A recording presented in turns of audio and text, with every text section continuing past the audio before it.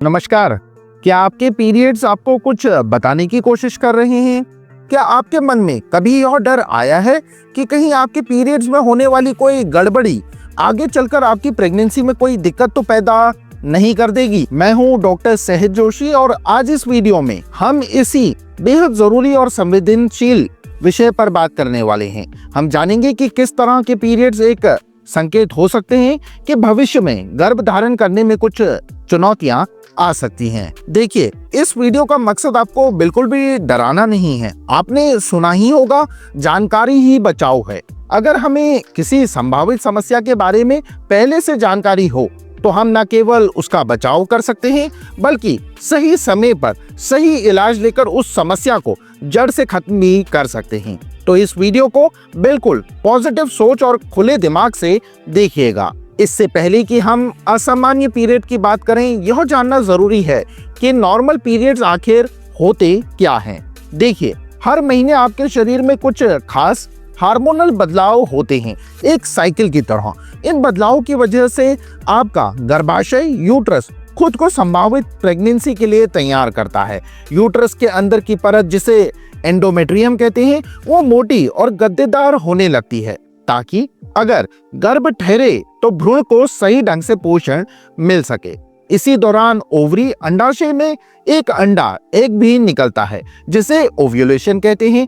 अगर इस समय शुक्राणु स्पर्म मौजूद होते हैं और अंडे से मिल जाते हैं तो प्रेगनेंसी हो जाती है। लेकिन अगर सेक्स नहीं हुआ या शुक्राणु अंडे तक नहीं पहुंच पाए तो वो अंडा बेकार हो जाता है।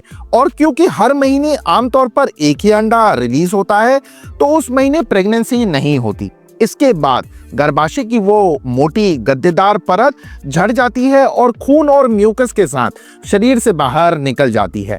इसी को हम पीरियड्स या मासिक धर्म कहते हैं।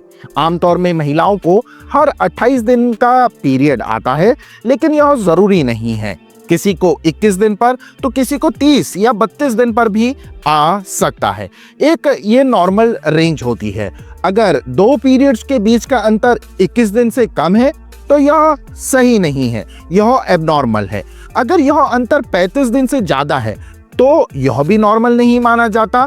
तो 21 से 35 दिन के बीच का साइकिल ड्यूरेशन नॉर्मल रेंज में आता है। यह भी ध्यान रखें कि एक महिला को हर महीने पीरियड्स ठीक 28 दिन पर ही आए, ऐसा जरूरी नहीं है। कभी 28, कभी 30 तो कभी 31-32 दिन पर भी आ सकते हैं। इसे भी हम नॉर्मल ही मानते हैं। अगर आपके पीरियड्स मोटे तौर पर रेगुलर आ रहे हैं तो यह एक अच्छा संकेत है कि आपका प्रजनन तंत्र, रिप्रोडक्टिव सिस्टम ठीक से काम कर रहा है और शायद आपका ओव्यूलेशन, अंडा रिलीज होने की प्रक्रिया भी हो रहा होगा।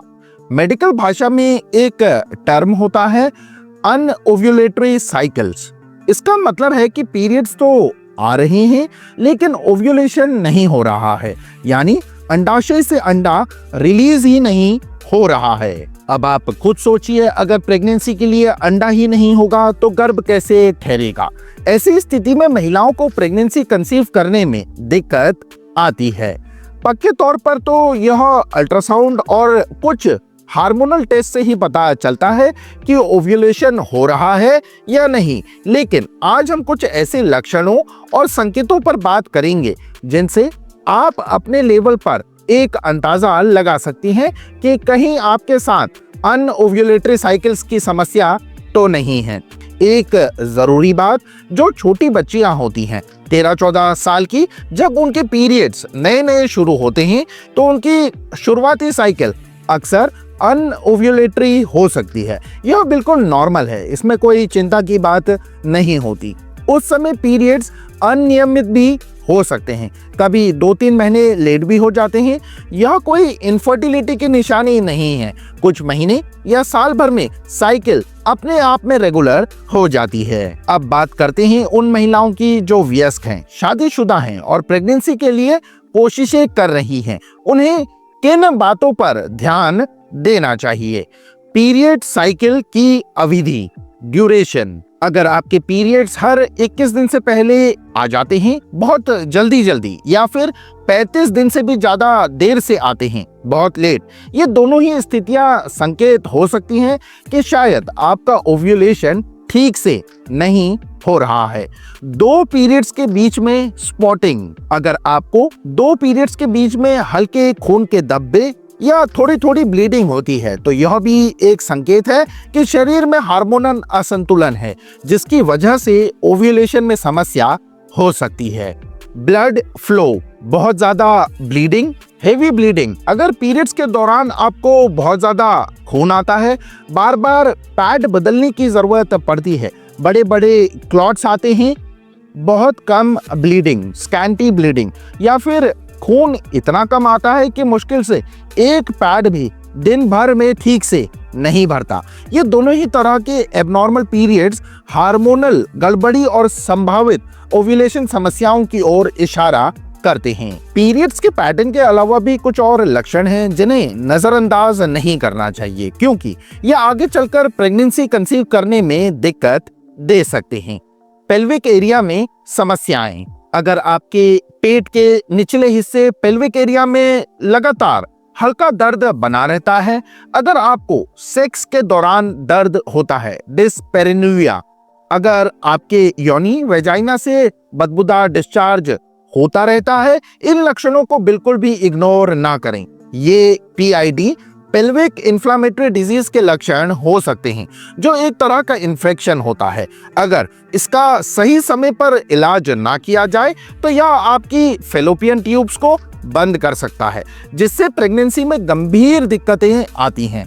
तुरंत आपको डॉक्टर से मिलना चाहिए। हार्मोनल असंतुलन के अन्य लक्षण, अनावश्यक बाल, अगर आपके चेहरे पर, ठोड़ी पर या शरीर के अन्य हिस्सों पर मर्दों की तरह मोटे और काले बाल उग रहे हैं, जिसे हर्स्यूटिज्म कहते हैं। मोटापा, अगर आपका वजन बेवजह बढ़ता जा रहा है जबकि आप ज्यादा खाती भी नहीं है, ये लक्षण पीसीओडी, पॉलीसिस्टिक ओवेरियन डिजीज या थायराइड जैसी हार्मोनल समस्याओं के हो सकते हैं। पीसीओडी में अक्सर पीरियड्स अनियमित होते हैं, कभी कई महीने तक नहीं आते और ओव्यूलेशन में दिक्कत होती है।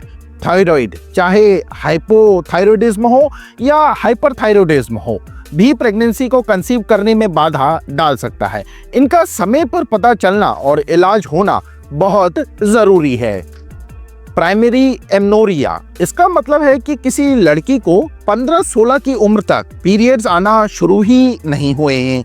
यह अपने आप में एक बड़ा संकेत है कि ओव्यूलेशन नहीं हो रहा है और प्रेगनेंसी कंसीव करने में दिक्कत आएगी। सेक्स के दौरान गहरा दर्द, डीप डिस्पेनोरिया, और पीरियड्स में असहनीय दर्द, अगर सेक्स के दौरान खासकर डीप पेनिट्रेशन के समय आपको तेज दर्द होता है या पीरियड्स के दौरान इतना ज्यादा दर्द होता है कि बर्दाश्त करना मुश्किल हो, तो यह एंडोमेट्रियोसिस या फाइब्रॉइड्स, बच्चेदानी में गांठ जैसी समस्याओं का संकेत हो सकता है। एंडोमेट्रियोसिस में यूट्रस की लाइनिंग जैसी परत यूट्रस के बाहर जैसे ट्यूब्स या ओवरीज पर विकसित होने लगती है। फाइब्रॉइड्स अगर गलत जगहों पर हो तो ट्यूब का रास्ता बंद कर सकते हैं या भ्रूण के इम्प्लांटेशन में दिक्कत दे सकते हैं। ये दोनों ही बीमारियां प्रेग्नेंट होने में मुश्किल पैदा करती हैं। तो ये थे कुछ ऐसे संकेत और लक्षण जो अगर आपको पीरियड्स या शरीर में दिख रहे हैं तो आपको थोड़ा सचेत हो जाना चाहिए। लेकिन जैसा मैंने शुरू में कहा था, मेरा मकसद आपको डराना बिल्कुल नहीं है, इन बातों का स्ट्रेस नहीं लेना है। हाँ, अगर आपको इनमें से कोई भी लक्षण महसूस हो रहे हैं तो बिना देर किए एक अच्छे डॉक्टर से मिलें, अपनी जांचें करवाएं और अगर कोई समस्या निकलती है तो उसका प्रॉपर इलाज लें। आज मेडिकल साइंस ने बहुत तरक्की कर ली है, इनमें से ज्यादातर समस्याओं का सफल इलाज मौजूद है और विश्वास मानिए, सही इलाज और सही मार्गदर्शन से प्रेगनेंसी बिल्कुल संभव है। कई महिलाएं इन समस्याओं से जूझने के बाद भी सफलतापूर्वक प्रेग्नेंट होती हैं और एक स्वस्थ बच्चे को जन्म देती हैं। तो जागरूक रहिए, अपने शरीर के संकेतों को समझिए और जरूरत पड़ने पर मदद लेने में संकोच मत कीजिए। अगर आपको यह वीडियो जानकारीपूर्ण लगा तो इसे लाइक करें, अपने दोस्तों और परिवारजनों के साथ शेयर करें जिन्हें शायद इस जानकारी की जरूरत हो।